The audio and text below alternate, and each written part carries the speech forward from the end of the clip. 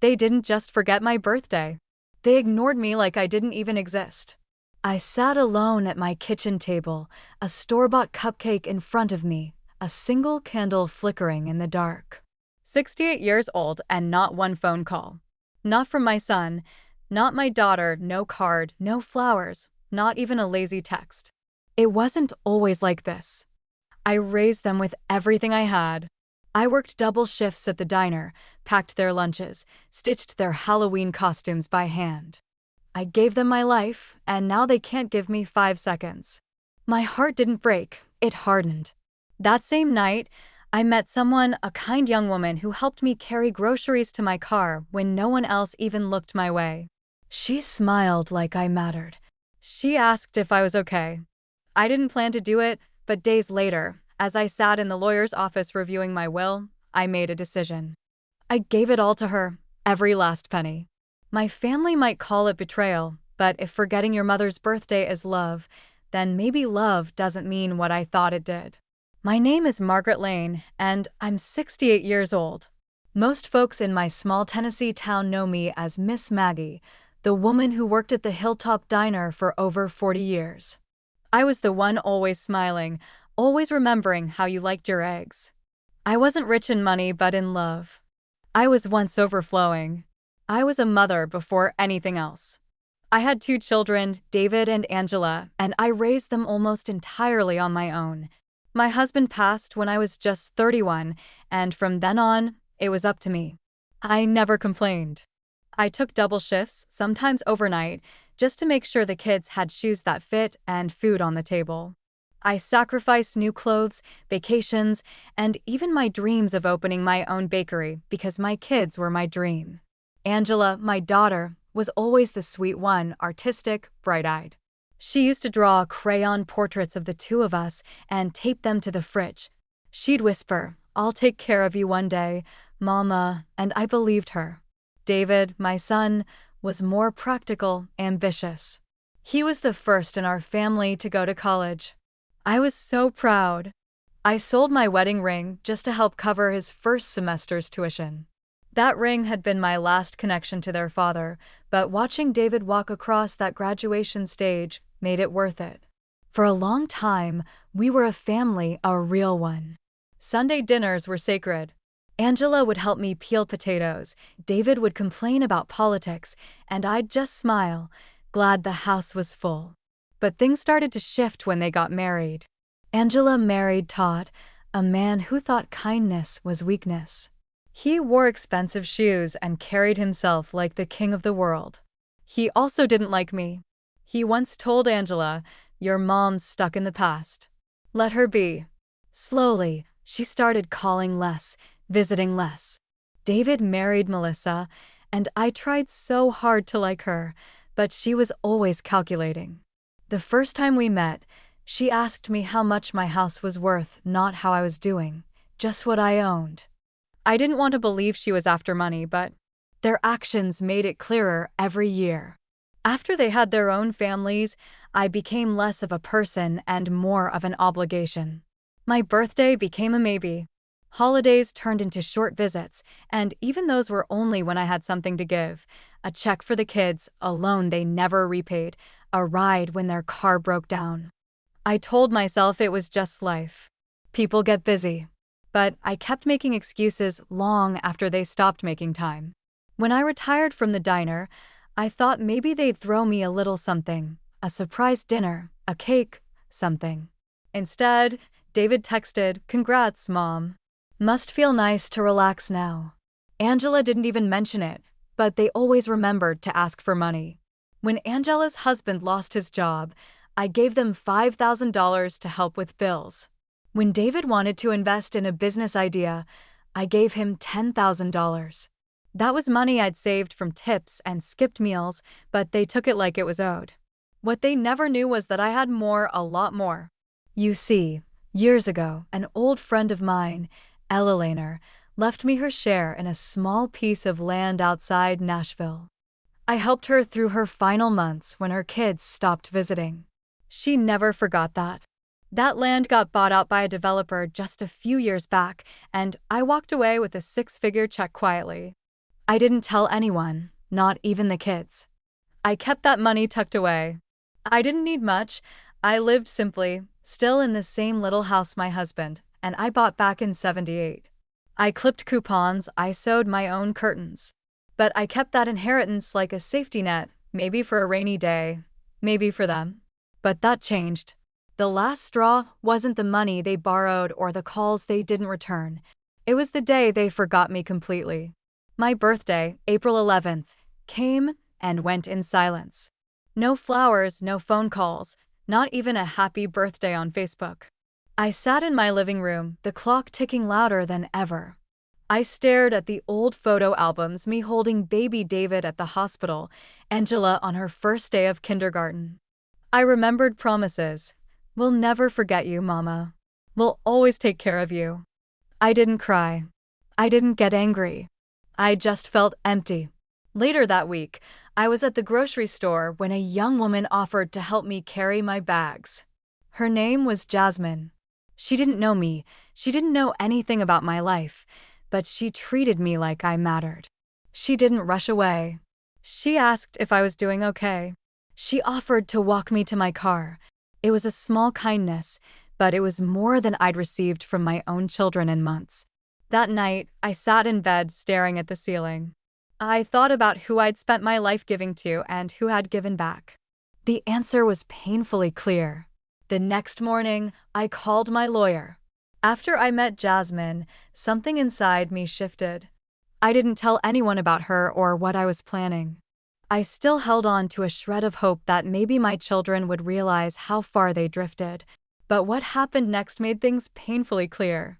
Just a week after my forgotten birthday, Angela called. No happy birthday, no how are you, Mama.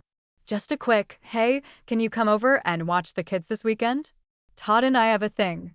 It wasn't even a request. It was an expectation. And it wasn't the first time. They didn't ask if I was free. They didn't offer gas money or food. They just assumed I'd say yes, and I did, for the kids. I love my grandbabies.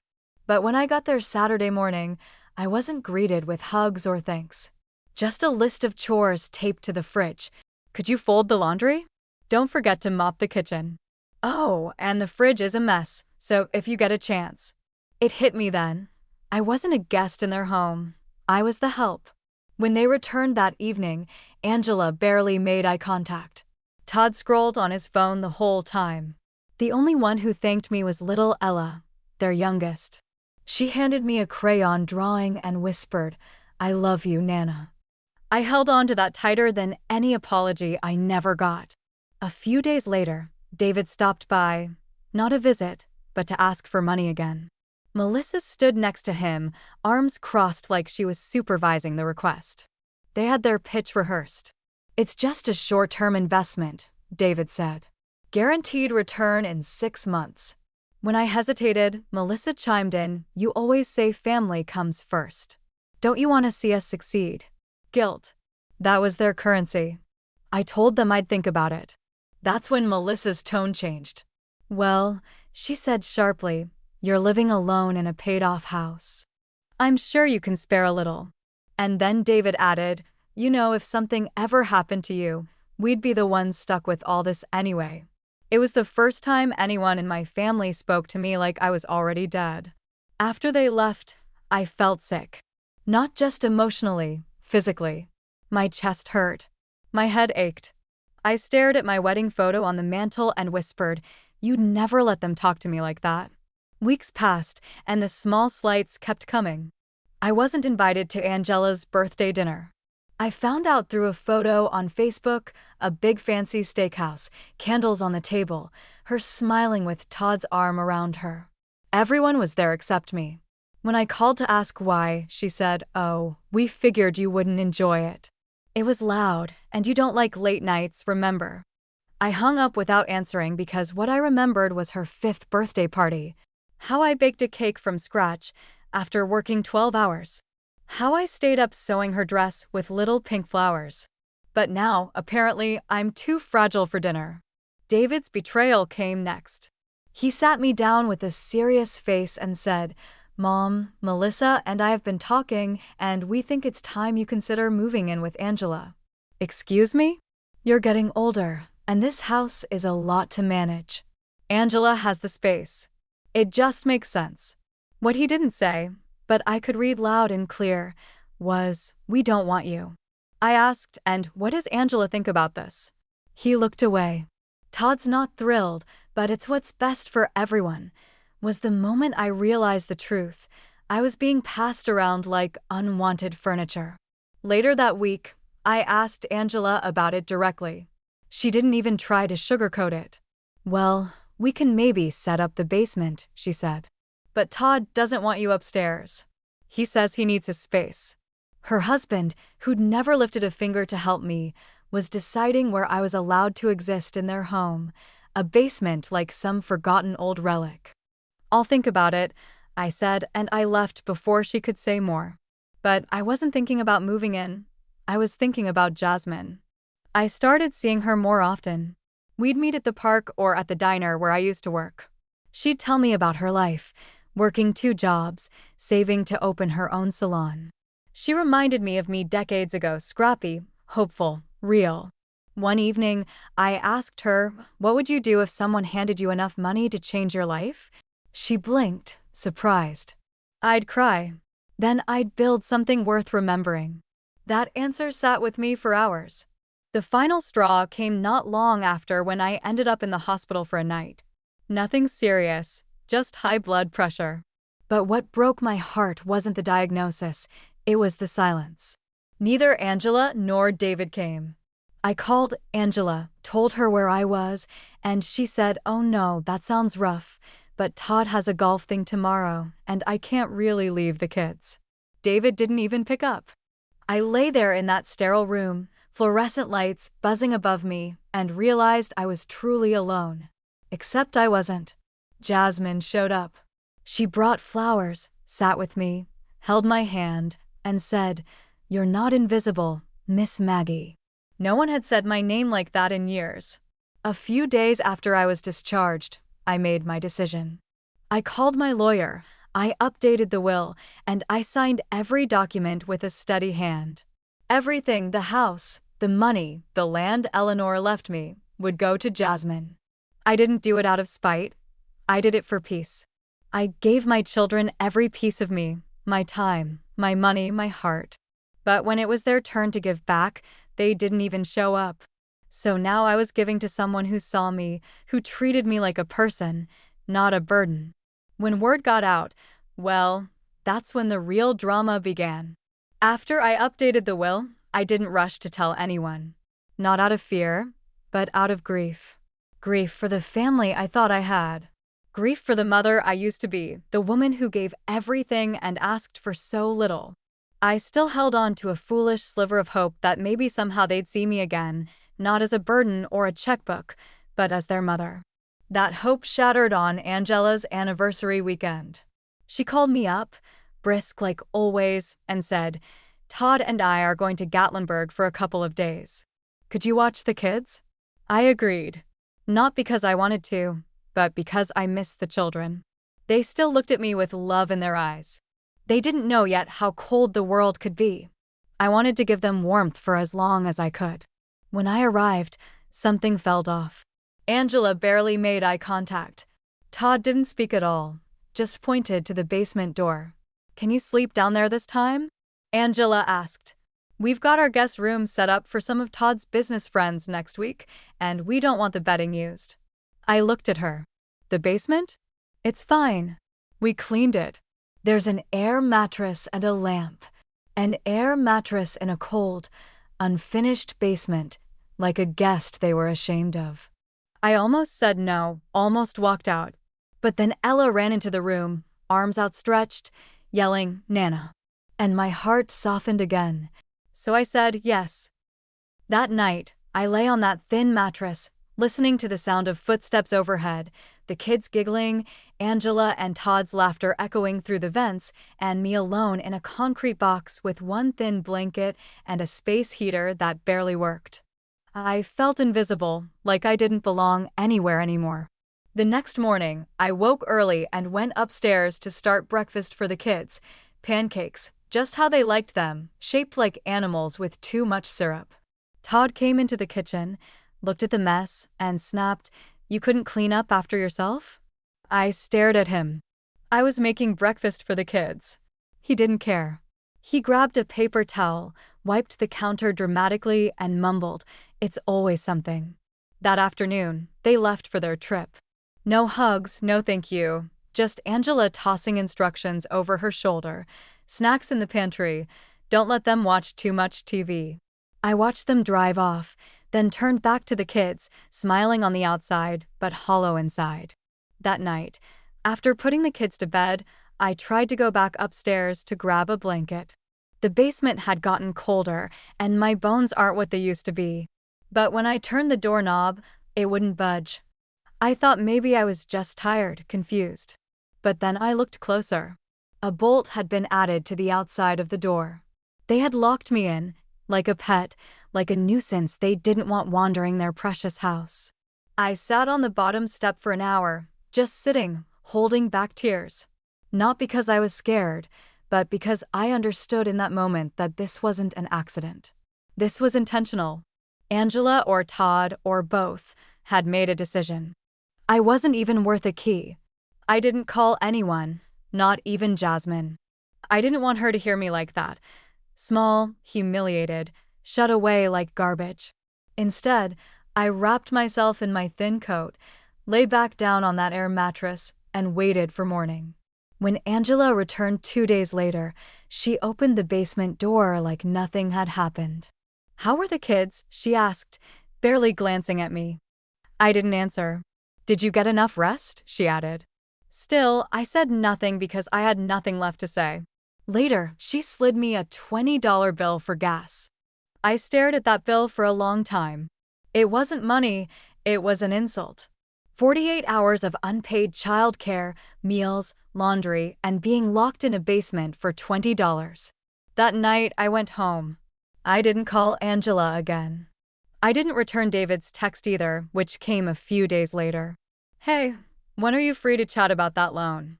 Chat about that loan as if nothing had changed, as if I wasn't already choking on the weight of their disregard. I didn't block him. I didn't scream or scold. I simply didn't reply. Instead, I called Jasmine. We had coffee at the park like we often did. I watched her chase her little brother around the swings, laughing, tired from her double shift, but still alive with hope. And something in me finally settled. I had made the right choice. But the betrayal still sat in my chest like a stone. It wasn't just the basement or the meals or the money. It was what it meant. They had made a choice to treat me like I was nothing. And now I was choosing to. I chose peace. I chose dignity. I chose to give what was left of my life, my assets, my gratitude, my legacy to someone who saw me not just as a tool or a wallet, but as a person worth loving. And though the silence from my children continued, a louder truth had already taken root. They would only come looking for me when they wanted something, but by then it would already be too late. I think there comes a time in every mother's life when she stops asking, "Why don't they love me the way I love them?" and starts asking, "What am I going to do about it?" After that weekend in the basement, my heart didn't break anymore. It hardened. But not with anger, with clarity. For the first time in a long time, I saw everything for what it was. Angela, David, Todd, and that entire entitled mess. They weren't going to change, but I could. And I had already started. See, I was never the helpless old lady they thought I was. I just let them believe it because it made them feel bigger, stronger, more in control. But while they were busy treating me like a maid and a checkbook, I was quietly building my exit plan. First, the house, the one David said I'd never afford on my own, the same one Angela assumed she'd inherit. I paid it off 5 years ago in cash with the money from my retirement fund and a modest inheritance from my sister, Ruth. May she rest in peace. The deed had only one name on it. Mine. They didn't know because they never asked. Second, my savings. I sold a parcel of land back in '98 that my late husband and I had bought cheap during a market dip. We always meant to build a cabin there, but never got around to it. That land, it turned out, was sitting near a newly approved highway exit. Developers paid handsomely. I never told the kids.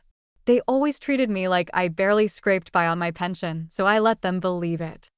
I even drove my old Corolla until it coughed smoke just to keep up appearances. In truth, I had more than enough to live, enough to give, enough to decide where it would all go. And then, after the basement incident, I visited a lawyer, a young woman named Elise, recommended by Jasmine. Smart, kind, no nonsense. She met me in her office, listened without interrupting, then said something that stuck with me. You're not just protecting your money, you're protecting your dignity. She helped me draft a new will, airtight and ironclad. I left everything: the house, the savings, the land titles, even the life insurance payout to Jasmine and her younger brother. I added a clause: Angela, David, and Todd were to receive nothing. Not 1 cent. Elise asked if I wanted to send a letter with the will. I said no, they didn't deserve words anymore. But I did keep records, every text, every ignored birthday, every cruel remark. I had a little folder I titled, Just in Case. Inside were screenshots, voice notes, even a photo of the basement, all dated and time-stamped. All of it, just in case they ever contested the will or tried to paint me as unstable. Let them try, I was ready. But even with the money and the paperwork in place, the real preparation was happening inside me. For years, I had let their rejection eat away at my worth. I thought if I just tried harder, cooked more, gave more, forgave faster, they'd come around. But now I saw it clearly. I had always been enough. It was their blindness that kept them from seeing it. And so I did something else quietly. I started saying yes to things I'd been afraid of. I joined a book club, took water aerobics at the YMCA, and went on day trips with a senior group to nearby towns just to walk new sidewalks and eat pie in unfamiliar cafes. I even started keeping a little journal. On the cover, it said, "This chapter is yours." And oh, how right it was. I began spending more time with Jasmine, not as a babysitter, not as an emergency contact, but as a friend. She told me about her dreams of opening a wellness studio, her plans to help other women heal from emotional abuse. And I knew then my inheritance was finally going where it belonged, to someone who would use it to grow love, not hoard resentment. Still, I kept everything to myself. Let them believe I was weak. Let them think I was lonely. Because the day was coming when they'd learn the truth, not through shouting, not through revenge, but through a simple envelope, a lawyer's phone call, a reading of a will. And when that moment came, they would realize what they had lost, not just money, but me, their mother, the woman who gave them everything until she finally gave up on being invisible. It was Angela's birthday. Ironically, that felt appropriate. She was throwing herself a celebration at a local winery. Nothing too grand, but upscale enough to require RSVPs and custom cupcakes. Of course, I hadn't been invited, but Jasmine had. She told me over coffee, "You should come," she said gently, "even if just to see it, to see how far you've come from all of this." I thought about it. Then I called my lawyer. We picked a date for the will reading, Angela's birthday weekend, and we scheduled it at the winery. Elise called ahead, booked a private room, and arranged for refreshments. All of it legal, all of it prepaid by me. I let Angela know 2 days beforehand with a message, short and sweet. "There's a family legal matter that requires your presence Saturday at 2 p.m. Wine River Cellars, private room B." She didn't reply, but she showed. So did David and Todd. They arrived late, smug and irritated, expecting drama but assuming they'd leave richer. Todd even joked, finally cutting the check. I didn't answer. I just sat there, calm in my navy coat, sipping a glass of water while Elise organized the papers. Angela scanned the room. "Where's Jasmine?" "She's coming," I said and smiled. She came right on time, holding her little brother's hand and wearing a simple dress she'd bought with tips from her third job. Elise stood and cleared her throat. "Thank you all for being here. This will reading has been requested by Margaret Wallace in accordance with Tennessee estate law. As her attorney of record, I'll be outlining the legal distribution of assets. Angela rolled her eyes. David looked bored. But Todd leaned forward. Money does that to people. Elise opened the folder. Before we begin, a few clarifications. All property listed is currently active and in full ownership of the testator, Margaret Wallace. Angela's brow furrowed. Wait, what? Elise continued. The primary residence located on Walnut Grove Drive is fully owned by Margaret Wallace, deed enclosed. Additionally, there are 3 CDs totaling $410,000 held across 2 credit unions and a trust fund account established for educational purposes valued at $120,000. Silence. Angela blinked. Excuse me, what? I met her eyes. I paid off the house 5 years ago. Didn't think it mattered to you. You said you were broke. No, I said softly.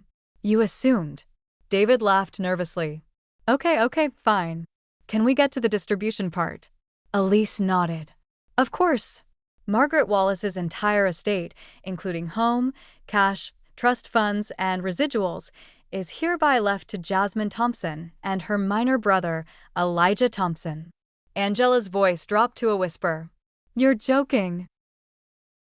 David slammed the table. Are you out of your mind? You're giving it all away to some girl who's not even blood. I turned to him. She's treated me like family. You didn't even call me on my birthday. Angela's face flushed. But Jasmine is just the babysitter. You barely know her. I leaned forward. I know her heart. I know her respect. And she never locked me in a basement. Todd froze. David narrowed his eyes. You're making a mistake. No, I said. I made the mistake of waiting too long to do this. Angela's voice cracked. You can't just take what should be ours. It was never yours, I said, still calm. You never earned it. You treated me like a burden, like a leftover, like a ghost in my own home. And now I'm finally free. I pulled a manila envelope from my purse and slid it across the table to Angela. She opened it slowly, confused, then gasped. Inside was a deed transfer. Her name had been removed from the property she thought she'd inherit, and stapled beside it, a photo of the locked basement door, time-stamped. Angela pushed it back like it burned her. Elise cleared her throat. All legal filings have been submitted to the county clerk's office. This is final and uncontestable under state law. Todd scoffed. We'll sue. You're welcome to. Try, Elise said politely, but I suggest reviewing the packet first. There are audio recordings, receipts, and witness statements. Everything's been documented. Angela was shaking now.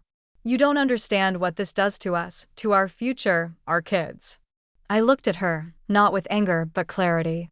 You weren't worried about my future when you handed me a $20 bill after locking me in your basement. For a moment, no one spoke.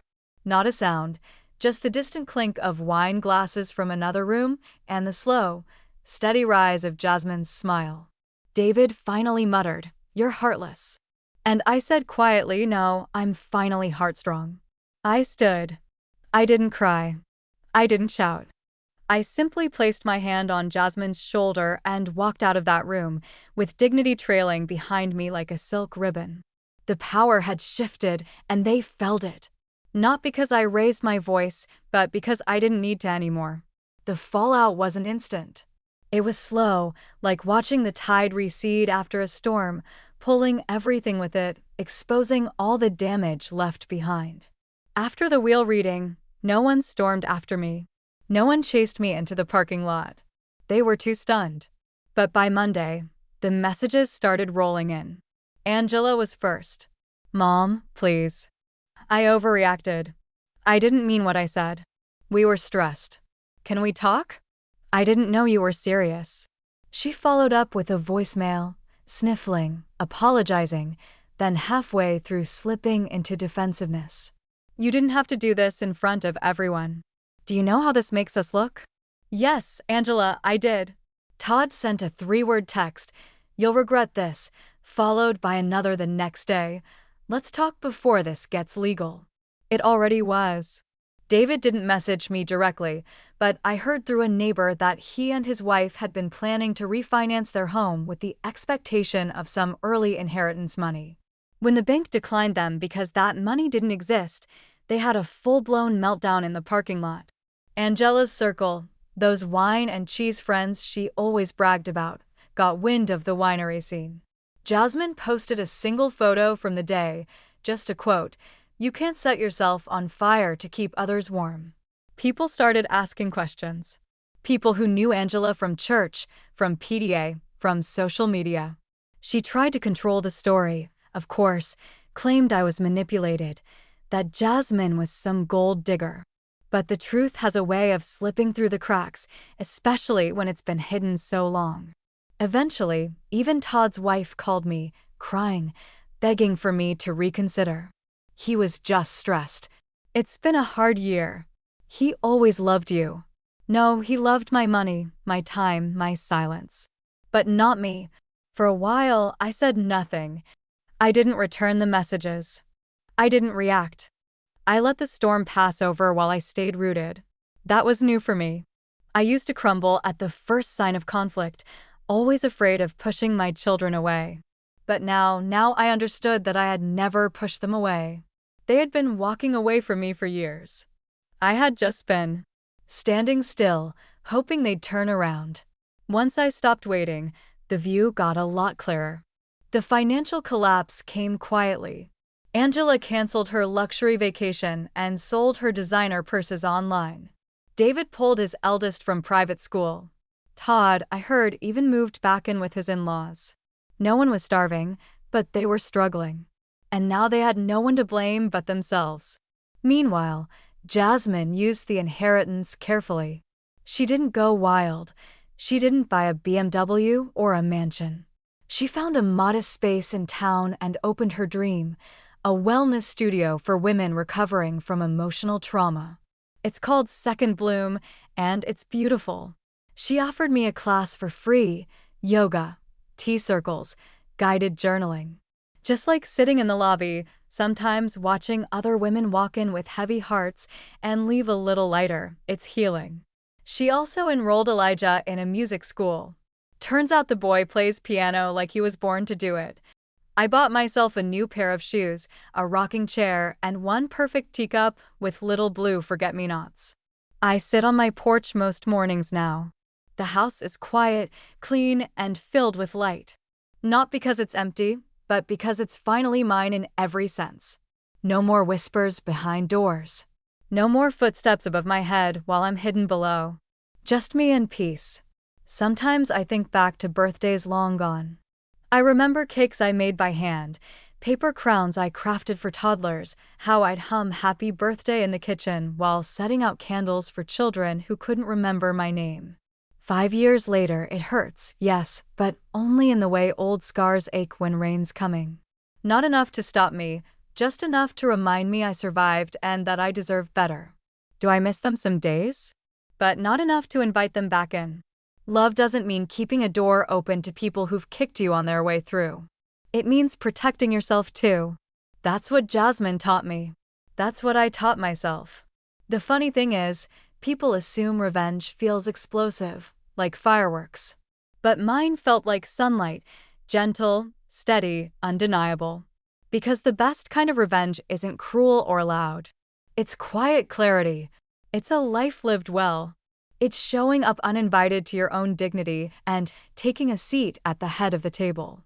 Not out of spite, but because you earned it and you're finally not afraid to say so. About 6 months after the will reading, I received a letter in the mail. Not a text, not an email, a real letter handwritten. The return address surprised me. Emma, my granddaughter, David's daughter. She'd just turned 16. The letter was shaky, like her hand wasn't sure if it should write the words or hold them back, but they came anyway. "Grandma, I don't know everything that happened, but I'm sorry. I wish I'd said happy birthday. I wish I'd asked you to tell me stories like you used to. I miss you." That line broke something open in me. Not in a painful way, just a soft ache. Like the feeling of remembering a song you hadn't heard in years. I called.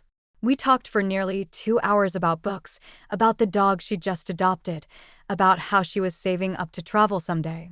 She didn't ask for money. She didn't try to explain away her father's choices. She just wanted to know me again.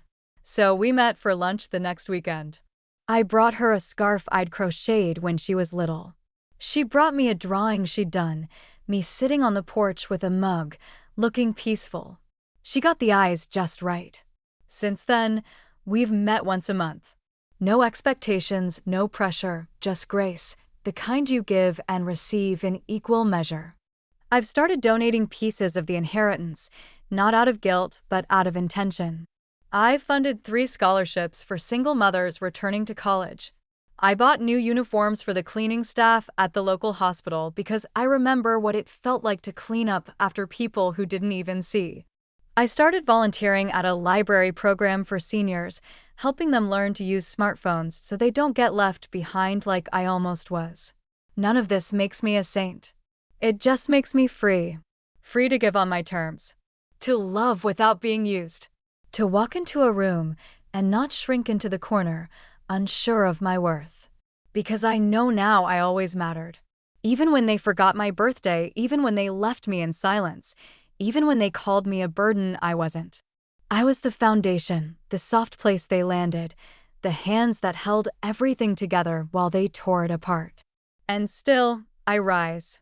People think revenge is about power, but it's not. It's about clarity. It's about finally seeing things as they are, not as you hoped they'd be. I don't regret giving my inheritance to Jasmine, not for a second. She didn't buy me gifts. She didn't promise me luxury. She gave me respect in every small way that matters. She saw me not as someone aging out of usefulness, but as someone still full of life. And in return, I gave her what my children threw away: trust. She's using it wisely, building a life, helping others, keeping her heart open. Funny, isn't it? The girl they called a stranger is the only one who stayed. If there's one lesson I've learned, it's this: kindness is not weakness, and silence is not surrender. You can love deeply and still draw the line. You can give everything and still choose to walk away when enough becomes too much. Being strong doesn't mean shouting. Sometimes it just means finally saying no. I look back on my life, and I don't feel bitterness anymore. I feel relief that I stood up for myself, even if it was later than I should have. That I didn't wait for someone to hand me peace. That I went out and claimed it for myself. Now I sip tea on my porch, write in my journal, and call Emma just to say hi.